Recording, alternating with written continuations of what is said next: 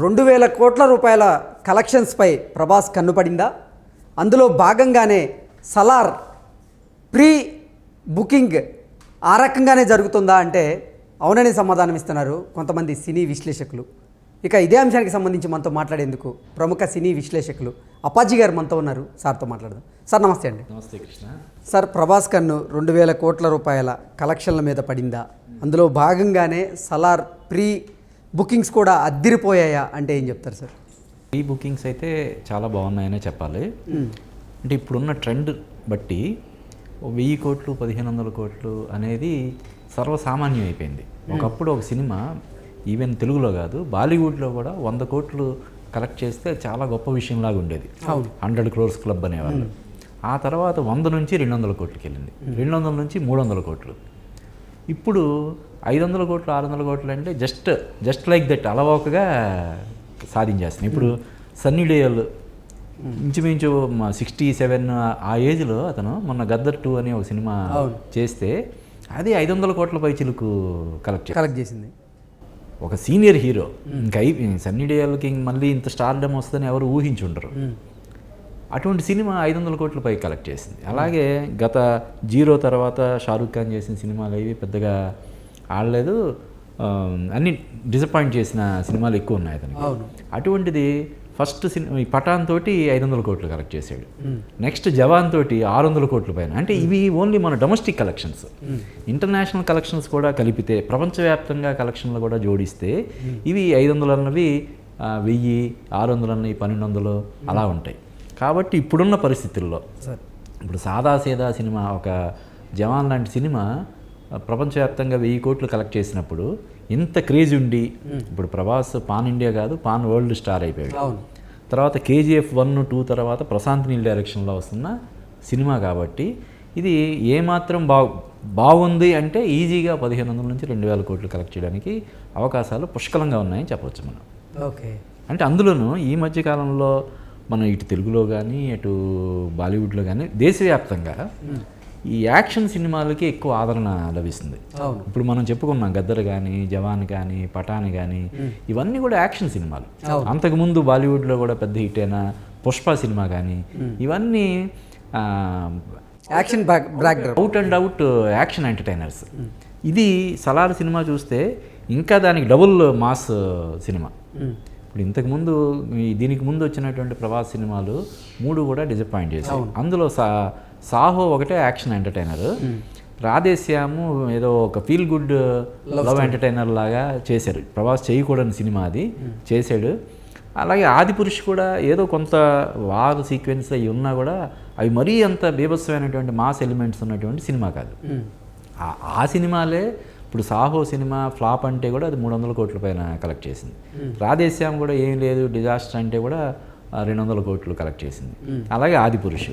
కాబట్టి ఈ సినిమా డెఫినెట్గా ప్రపంచవ్యాప్తంగా అంటే మిగతా రైట్స్ ఇప్పుడు సినిమాకి ఏంటంటే ఓన్లీ థియేటర్కల్ రైట్సే కాకుండా డిజిటల్ రైట్స్ కూడా ఇప్పుడు OTT కానీ శాటిలైట్ కానీ ఇంకా చాలా రైట్స్ ఉంటాయి, ఆడియో రైట్స్ కానీ ఇలా చాలా రైట్స్ ఉంటాయి. ఆ రైట్స్ అన్నింటినీ కూడా మనం కలిపితే సునాయాసంగా 2,000 కోట్లు కలెక్ట్ చేసే అవకాశాలు ఉన్నాయి.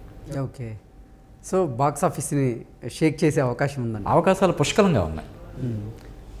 అంటే ఇప్పుడు ఉదాహరణకి ఈ సలార్కి పోటీగా అంటే సలార్ పోటీ కాదు, సలార్తో పాటు ఒక రోజు ముందు షారూఖ్ ఖాన్ సినిమా వస్తుంది డంకీ అని.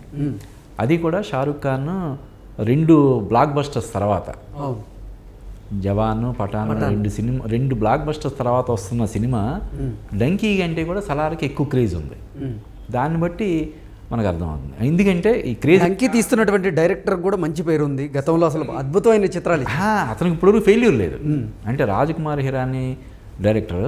రాజకుమార్ హిరానీ గొప్పతనం మనం చెప్పాలంటే ఒక్క మాటలో చెప్పాలంటే రాజమౌళి అతని గురించి ఏమన్నాడో మనం ఒకసారి రిపీట్ చేసుకుంటే తెలిసిపోద్ది. రాజమౌళి ఏమన్నాడంటే నేను బాహుబలి లాంటి సినిమా తీయగలనేమో, RRR లాంటి సినిమాలు తీయగలనేమో కానీ రాజకుమార్ హిరానీ తీసిన సినిమా లాంటి సినిమా నా జీవితంలో తీయలేనన్నాడు.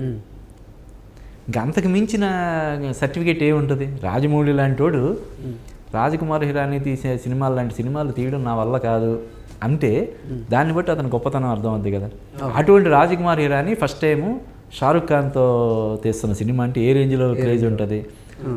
అటువంటి అంటే ఒక్కరోజు గ్యాప్లో సార్, ఈ ఒక్కరోజు గ్యాప్లో డమ్కి అలాగే సలార్ రెండు రిలీజ్ అవుతున్న నేపథ్యంలో సలార్ 2000 కోట్ల నిజంగా కలెక్ట్ చేసే అవకాశం ఉంటుందా దమ్కీని? అంటే డన్కి ఇప్పుడు ఈ షారుఖ్ ఖాన్కి బాలీవుడ్ బాదుషా అయినా కింగ్ ఖాన్ అయినప్పటికి కూడా అతను ప్రస్తుతానికి నార్త్ ఇండియాకి మాత్రమే పరిమితమైనటువంటి ఒక సూపర్ స్టార్. Yes. అంటే మొన్న జవాన్ సినిమాలో నయనతార, డైరెక్టర్ అట్లీ మన దక్షిణాదికి సంబంధించినటువంటి అందరూ ఉండడం వల్ల కొంచెం అక్కడక్కడ కొన్ని కార్నర్స్లో కొంత కలెక్ట్ చేసింది తప్ప అక్కడ బాలీవుడ్లో దుమ్ము దులిపినప్పటికి కూడా ఇక్కడ సౌత్ ఇండియాలో పెద్దగా అంటే చెప్పుకోదగ్గ స్థాయిలో ఏమీ రాలేదు. వేరేజ్ ప్రభాస్కి అటు బాలీవుడ్లో ఎంత క్రేజ్ ఉందో ఇక్కడ అంతకంటే ఎక్కువ క్రేజ్ కదా. ఇక్కడే సునాయాసంగా 200 కోట్లు కలెక్ట్ చేస్తుంది మన తెలుగులోనే. అటువంటిది మరి ఇంకా తమిళ్, మలయాళం, కన్నడ ఇవన్నీ ఉన్నాయి కదా. పైగా ఈ డైరెక్టర్ ప్రశాంత్ నీల్ వచ్చి కన్నడ కాబట్టి కన్నడలో కుమ్మేస్తాయి. అక్కడ ఇంకో హీరోగా యాక్ట్ చేసినటువంటి పృథ్వీరాజ్ సుకుమార్ పృథ్వీరాజ్ మలయాళం కాబట్టి అక్కడ గట్టిగా ఉంటాయి కలెక్షన్లు. ఇటు తమిళ్ ఇప్పుడు శృతి హాసన్ అంటే అన్ని లాంగ్వేజెస్కి సుపరిచిత్రాలు కాబట్టి వాళ్ళంటే ఇన్ని 100 కోట్లు పెట్టి సినిమా తీసేటప్పుడు చాలా క్యాలిక్యులేషన్స్తో చేస్తారు కదా. ఇందులో జగత్ బాబు ఉన్నాడు, టిన్ను ఆనంద్ అటు బాలీవుడ్ ప్రేక్షకులందరికీ సుపరిచితుడైనటువంటి మంచి డైరెక్టర్, అతను ఆర్టిస్ట్ కూడా అతను ఉన్నాడు. ఇలాగా చాలా పెద్ద క్యాస్టింగ్ ఉంది, చాలా పెద్ద క్యాన్వాస్, పైగా 2 భాగాలుగా వస్తున్న సినిమా.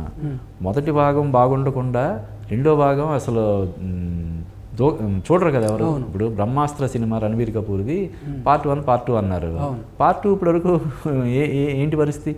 ఎటువంటి అనౌన్స్మెంట్ అనేది మళ్ళీ లేదు. అంటే పార్ట్ 1 ఆదరణకు నోచుకోకపోతే, ప్రేక్షకుల మనసులో దోచుకోలేకపోతే ఇంకా పార్ట్ 2 కింద వచ్చేదానికి ఏముంటుంది క్రేజ్? ఆ మధ్య కబ్జా అని కన్నడలో నుంచి ఒక పాన్ ఇండియా సినిమా అని చెప్పి ఉపేంద్ర వీళ్ళందరూ యాక్ట్ చేసిన సినిమాని పార్ట్ 1 అన్నారు. ఎప్పుడైతే ఆ పార్ట్ 1 డిజాస్టర్ అయిందో ఇంకా పార్ట్ 2 పరిస్థితి లేదు. కాబట్టి ఈ సినిమా ఎట్టి పరిస్థితుల్లో పెద్ద హిట్ అవుద్దనడానికి ఇదేంటంటే దాన్ని పార్ట్ 2 కింద కూడా ప్లాన్ చేస్తుండడు. అంటే అతను track record, Prashanth Neel track record కూడా ఓన్లీ KGF 1, 2 కాదు, అంతకుముందు అతను తీసిన ఉగ్రం సినిమా కూడా చాలా పెద్ద హిట్ కన్నడలో. సో అతను హ్యాట్రిక్ డైరెక్టర్, వరుసగా 3 సినిమాలు హ్యాట్రిక్ ఉంది. ఇప్పుడు 4వ సినిమా డైరెక్ట్గా అతను ప్రభాస్ లాంటి ఒక రెబల్ స్టార్, పాన్ వరల్డ్ స్టార్తో చేశాడంటే ఇప్పుడు యష్ KGFకి ముందు యష్ అనేవాడు ఎవరికి తెలియదు. కన్నడలో, కర్ణాటకలో కూడా చాలామందికి అతను తెలిసి ఉండకపోవచ్చు. రెగ్యులర్ సినీ గోయర్స్ని మినహాయిస్తే అప్పుడప్పుడు సినిమాలు చూసే వాళ్ళకి అతను తెలిసి ఉండకపోవచ్చు. ఇప్పుడు యష్ అనేవాడు ప్రపంచవ్యాప్తంగా అందరికీ తెలిసిపోయాడు. అంటే అప్పటికి అనామకుడైనటువంటి ఒక యష్తోనే అతను అంత పెద్ద విజయాలు సాధిస్తే బాహుబలి 1, 2 సినిమాలతోటి ఎక్కడికో వెళ్ళిపోయినటువంటి ప్రభాస్తో ప్రశాంత్ నీల్ ఎటువంటి అద్భుతాలు చేస్తాడో మనం ఇమాజిన్ చేసుకోవచ్చు. Okay sir, Salaar movie first day అంటే ప్రపంచవ్యాప్తంగా ఎన్ని కోట్లు కలెక్ట్ చేసే అవకాశం ఉంది? డెఫినెట్గా ఫస్ట్ డే డెఫినెట్గా అన్ని రికార్డ్స్ని బ్రేక్ చేస్తుంది. బాహుబలి 1 కానీ 2 కానీ మరొకటి కానీ అన్ని రికార్డ్స్ని కూడా సునాయాసంగా, అంటే ఇప్పటి వరకు బాక్స్ ఆఫీస్ రికార్డ్స్ అన్ని కూడా బద్దలు కొట్టే అవకాశం. ఒక 200 crores వరకు అన్ని లాంగ్వేజెస్ కలిపి, తెలుగు ఒక్క హిందీలోనే 70-80 కోట్లు ఎక్స్పెక్ట్ చేస్తున్నారు. మన తెలుగులో కూడా 40-50 కోట్లు, మిగతా అన్ని లాంగ్వేజెస్ ఇంకా ప్రపంచవ్యాప్తంగా అన్నీ కలిపితే ఒక 200 crores అబోవ్ కలెక్ట్ చేసే అవకాశాలు ఉన్నాయి. ఓకే సార్, ఎప్పుడు ప్రభాస్ మూవీ రిలీజ్ అవుతున్నా కానీ పెద్ద హంగామా ఉంటుంది, అంటే పబ్లిసిటీ బాగా ఇచ్చేవాళ్ళు. కానీ ఈసారి మాత్రం అసలు 22వ తేదీ రిలీజ్కి సిద్ధం అయిపోయింది, కానీ ఇప్పటివరకు అసలు ఎటువంటి అంటే ప్రీ రిలీజ్ ఈవెంట్ చేయలేదు, ఎటువంటి పబ్లిసిటీ చేయట్లేదు, ఎటువంటి ఇంటర్వ్యూస్ లేవు. ఎందుకు సార్, ఎందుకు ఒకసారిగా సడన్గా సైలెంట్ అయిపోయారు వీళ్ళు? ఆ సినిమాకి ఇప్పటికే విపరీతమైనటువంటి క్రేజ్ ఉంది, హైప్ ఉంది. ఇంకా దాన్ని పెంచకూడదన్న ఉద్దేశం అయి ఉండొచ్చు. ఎందుకంటే ఒక్కోసారి ఎక్స్పెక్టేషన్స్ మీట్ అవ్వడం కూడా చాలా కష్టం అయిపోద్ది. ఆదిపురుషుకి కూడా ఒక రేంజ్లో హైప్ వచ్చింది. ఉదాహరణకి ఇప్పుడు థియేటర్ ట్రైలర్కి ముందు ట్రైలర్ అని రిలీజ్ చేశారు. ఆ ట్రైలర్ చూసి చాలామంది పెదవి విరిచారు, ఏం లేదని చెప్పి. మళ్ళీ ఈ థియేటర్ ట్రైలర్ వచ్చేసరికి దద్దరిల్లిపోయిందని చెప్పి అంటున్నారు, అదిరిపోయిందని చెప్పి అంటున్నారు. అంటే అది వాళ్ళ బిజినెస్ స్ట్రాటజీలో కూడా భాగమై ఉండొచ్చు. ఉండొచ్చు. ఇప్పుడు ఆల్రెడీ ప్రభాస్ జస్ట్ ఒక ఇంటర్వ్యూ ఇస్తేనే అన్నిట్లో వచ్చేస్తుంది. అతను డైరెక్ట్గా మనల్ని కూర్చోబెట్టి ఇంటర్వ్యూ ఇవ్వాల్సిన అవసరం లేదు, ఆల్రెడీ ఆ సినిమా గురించి మాట్లాడాడు. ప్లస్ థియేటర్కి ట్రైలర్ సినిమా ఏంటి అన్నది క్లియర్గా చెప్తుంది. ఓ ఇద్దరు బెస్ట్ ఫ్రెండ్స్ ఎనిమీస్గా మారడం అనేది ఈ సినిమా అని వాళ్ళు చెప్తున్నారు. ఆ ట్రైలర్ చాలా చాలా ఇంట్రెస్టింగ్గా ఉంది. ఓపెనింగ్స్ రావడానికి ఇది సరిపోద్ది కదా. ఇప్పుడు ఏవైతే మనం ఇందాక అనుకున్నాం 200 కోట్లు కలెక్ట్ చేయడానికి ఈ trailer more than enough. Okay. దానికోసం ప్రత్యేకించి ప్రమోషన్ చేయాల్సిన అవసరం లేదు. అందుకని వాళ్ళు అంటే బహుశా ఈ ప్రమోషన్ వాళ్ళు దాన్ని ఇది చేసి ఉంటారు. ఇప్పుడే కాకుండా సినిమా రిలీజ్ అయిన ఒక 1 వీక్ తర్వాత నుంచి ఒక 1 వీక్ సినిమా ఎలా ఉన్నా కూడా ఫస్ట్ 2-3 డేస్ అద్భుతంగా ఉంటాయి కలెక్షన్స్. సినిమా టాక్తో సంబంధం లేకుండా, ఎందుకంటే ఆల్రెడీ బుక్ చేసుకుంటారు. సినిమా ఎలా ఉన్నా కూడా ఒకసారి చూద్దామని అందరూ ఫిక్స్ అయిపోతారు. స్ట్రాటజీలో భాగంగానే ఇలా సైలెంట్ హోల్డ్లో పెట్టారు. బాగాలేదంటే కూడా చాలామంది ఎందుకు బాగాలేదు, అసలు ఏంటి ఇన్ని ఎక్స్పెక్టేషన్స్ ఉన్న సినిమా ఎందుకు రీచ్ అవ్వలేకపోయిందని చూస్తారు కదా. చాలామంది బాగాలేదంటే కూడా చూస్తారు. అటువంటిది బాగుందంటే ఇంకా అది ఎలా ఉంటుంది. కాబట్టి వాళ్ళు కొంచెం బిజినెస్ స్ట్రాటజీలో భాగంగా వాళ్ళు దాన్ని హోల్డ్ చేసి ఉండొచ్చు, ప్రమోషన్స్ని చేస్తారు డెఫినెట్గా.